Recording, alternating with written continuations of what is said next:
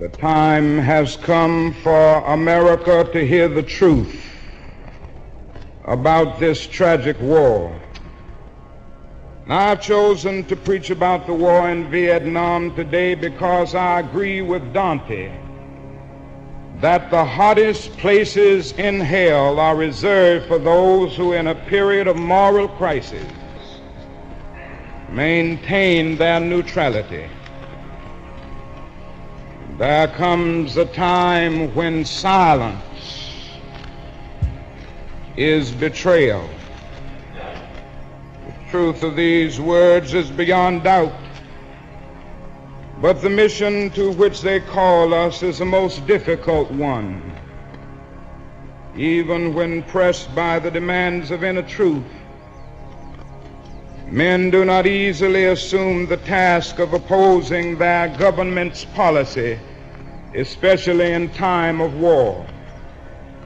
Nor does the human spirit move without great difficulty against all the apathy of conformist thought within one's own bosom. There has never been such a monumental dissent during a war by the American people.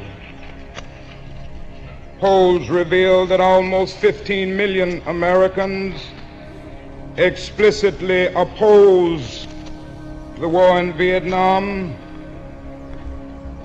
Additional millions cannot bring themselves around to support it. This reveals that millions have chosen to move beyond the prophesying of smooth patriotism to the high grounds of firm dissent based upon the mandates of conscience and the reading of history. Now, of course, one of the difficulties in speaking out today grows out of the fact that there are those who are seeking to equate dissent with disloyalty. It's a dark day in our nation when high-level authorities will seek to use every method to silence dissent. Something is happening and people are not going to be silent. The truth must be told. And I say that those who are seeking to make it appear that anyone who opposes the war in Vietnam is a fool or a traitor or an enemy of our soldiers is a person who has taken a stand against the best in our tradition. Many persons have questioned me about the wisdom of my path. Why are you speaking about the war, Dr. King?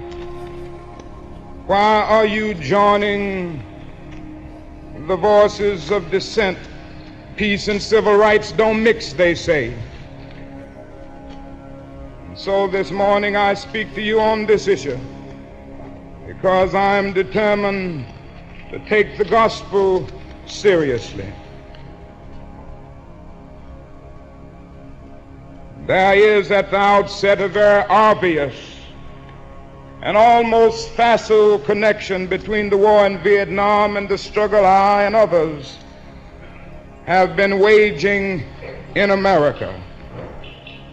A few years ago, there was a shining moment in that struggle. It seemed as if there was a real promise of hope for the poor, both black and white, through the poverty program.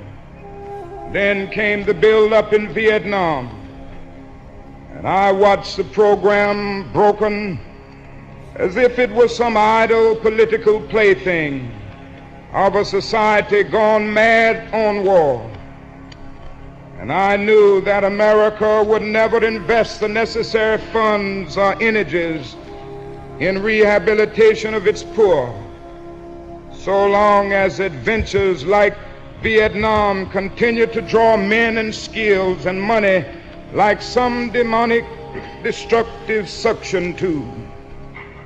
You may not know it, my friends, but it is estimated that we spend $500,000 to kill each enemy soldier, while we spend only $53 for each person classified as poor. And much of that $53 goes for salaries to people who are not poor. So I was increasingly compelled to see the war as an enemy of the poor and attack it as such. Perhaps the more tragic recognition of reality took place when it became clear to me that the war was doing far more than devastating the hopes of the poor at home. It was sending their sons and their brothers and their husbands to fight and die in extraordinarily high proportion relative to the rest of the population. We were taking the black young men who had been crippled by society and sending them 8,000 miles away to guarantee liberties in Southeast Asia, which they had not found in Southwest Georgia and East Harlem. So we have been repeatedly faced with the cruel irony of watching Negro and white boys on TV screens as they kill and die together for a nation that has been unable to seat them together in the same schoolroom. So we watch them in brutal solidarity burning the huts of a poor village, but we realize that they would hardly live on the same block in Chicago or Atlanta. As I have walked among the desperate, rejected, and angry young men, I have told them that Molotov cocktails and rifles would not solve their problems. But they ask, and rightly so, what about Vietnam? They ask if our own nation wasn't using massive doses of violence to solve its problem. And I knew that I could never again raise my voice against the violence of the oppressed in the ghettos without having first spoken clearly to the greatest purveyor of violence in the world today, my own government. America and most of its newspapers applauded me in Montgomery. And I stood before thousands of Negroes getting ready to riot when my home was bombed and said, we can't do it this way. They applauded us in the sit-in movement.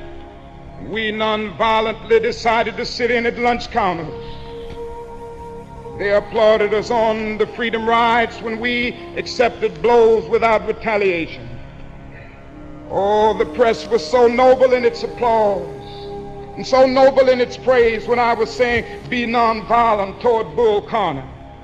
There's something strangely inconsistent about a nation and a press that will praise you when you say be nonviolent toward Jim Clark, but will curse and damn you when you say be nonviolent toward little brown Vietnamese children. There's something wrong with that press.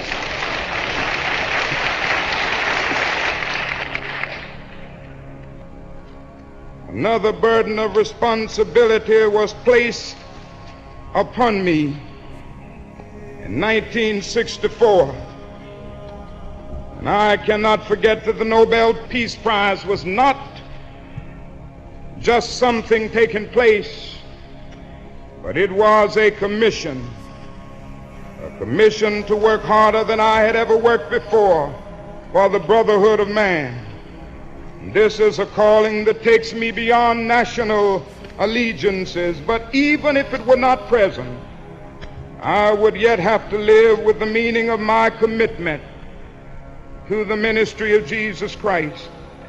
To me, the relationship of this ministry to the making of peace is so obvious that I sometimes marvel at those who ask me why I am speaking against the war. Could it be that they do not know that the good news was meant for all men, for communists and capitalists, for their children and ours, for black and white, for revolutionary and conservative? Have they forgotten that my ministry is in obedience to the one who loved his enemies so fully that he died for them?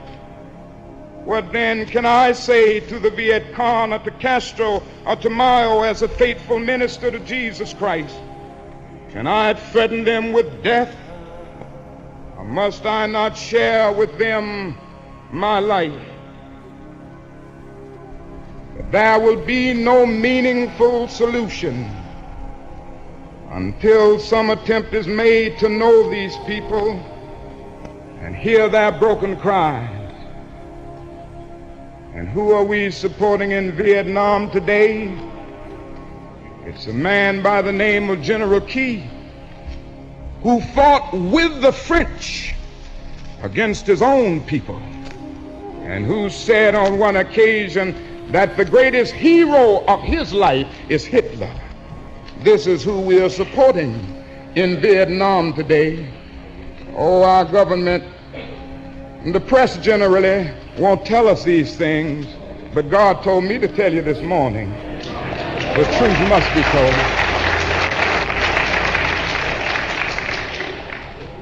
And all the while the people read our leaflets and received regular promises of peace and democracy and land reform. Now they languish under our bombs and consider us, not their fellow Vietnamese, the real enemy. They see the children degraded by our soldiers as they beg for food. We have destroyed their two most cherished institutions, the family and the village. We have destroyed their land and their crops. This is the role our nation has taken, the role of those who make peaceful revolutions impossible by refusing to give up the privileges and the pleasures that comes from the immense profits of overseas investments. I'm convinced that if we are to get on the right side of the world revolution, we as a nation must undergo a radical revolution of values. We must rapidly begin to shift from a thing-oriented society to a person-oriented society. When machines and computers, profit motives and property rights are considered more important than people, the giant triplets of racism, militarism, and economic exploitation are incapable of being conquered. A true revolution of values will soon cause us to question the fairness and justice of many of our present policies. True compassion is more than flinging a coin to a beggar. A true revolution of values will soon look uneasily on the glaring contrast of poverty and wealth with righteous indignation. It will look across the seas and see individual capitalists of the West investing huge sums of money in Asia, Africa, and South America, only to take the profits out with no concern for the social betterment of the countries, and say this is not just. It will look at our alliance with the landed gentry of Latin America and say this is not just. The Western arrogance of feeling that it has everything to teach others and nothing to learn from them is not just. A true revolution of values will lay hands on the world order and say of war, this way of settling differences is not just. This business of burning human beings with napalm, of filling our nation's homes and with orphans and widows, of injecting poisonous drugs of hate into the veins of peoples normally humane, of sending men home from dark and bloody battlefields, physically handicapped and psychologically deranged, cannot be reconciled with wisdom justice, and love. A nation that continues year after year to spend more money on military defense than on programs of social uplift is approaching spiritual death. And it is a sad fact that because of comfort, complacency, a morbid fear of communism, our proneness to adjust to injustice, the Western nations that initiated so much of the revolutionary spirit of the modern world have now become the arch anti-revolutionaries. Our only hope today lies in our ability to recapture the revolutionary spirit and go out into a sometimes hostile world, declaring eternal hostility to poverty, racism, and militarism. A genuine revolution of values means in the final analysis that our loyalties must become ecumenical rather than sectional.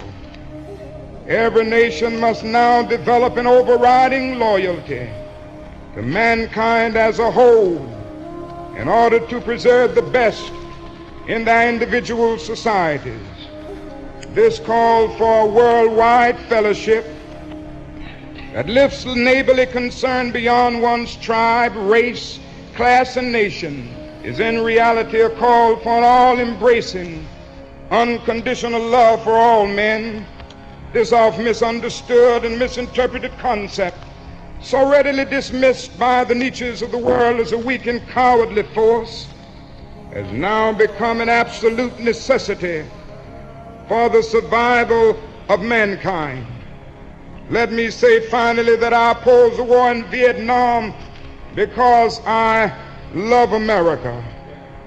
I speak out against this war not in anger, but with anxiety and sorrow in my heart, and above all with a passionate desire to see our beloved country stand as the moral example of the world.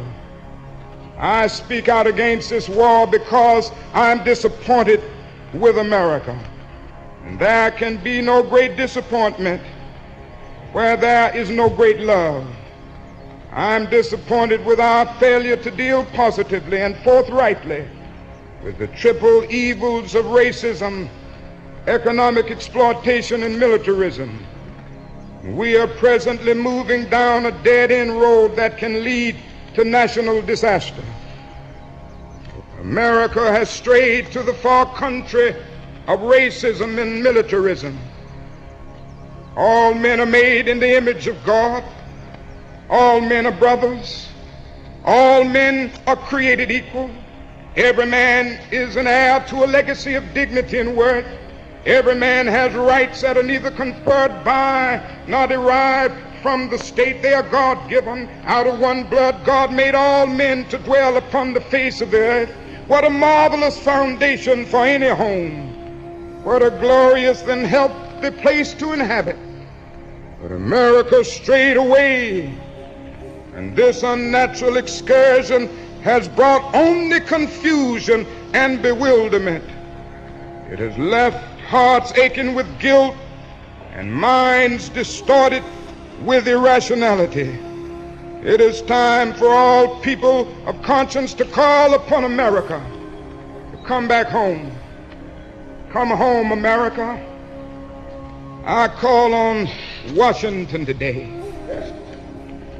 I call on every man and woman of goodwill all over America today. I call on the young men of America who must make a choice today to take a stand on this issue. Tomorrow may be too late, and don't let anybody make you think that God chose America as his divine messianic force to be a sort of policeman of the whole world.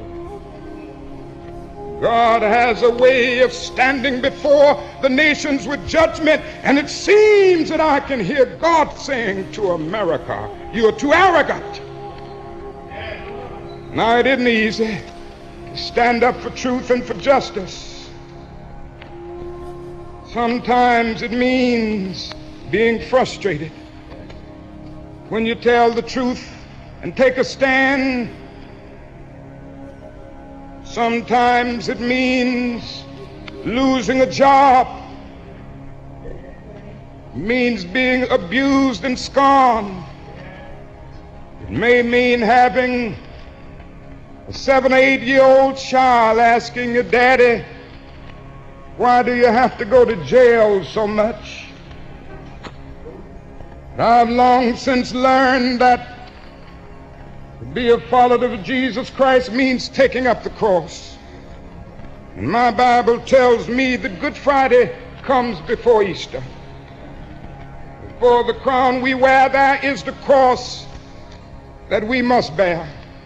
Let us bear it. Bear it for truth, bear it for justice, and bear it for peace. Let us go out this morning with that determination. And I have not lost faith. I'm not in despair. I haven't lost faith because the arc of the moral universe is long, but it bends toward justice. We shall overcome because the Bible is right. You shall reap what you sow. With this faith, we will be able to speed up the day when justice will roll down like waters and righteousness like a mighty stream. With this faith, we will be able to speed up the day when the lion and the lamb will lie down together, and every man will sit under his own vine and fig tree, and none shall be afraid, because the words of the Lord have spoken it. With this faith, we will be able to speed up the day when all over the world we will be able to join hands and sing in the words of the old Negro spiritual, free at last, free at last, thank God Almighty, we are free at last. With this faith, we'll sing it as we are getting ready to sing it now. Men will beat their swords into plowshares and their spears into pruning hooks. And nations will not rise up against nations, neither shall they study war anymore. And I don't know about you, I ain't gonna study war no more.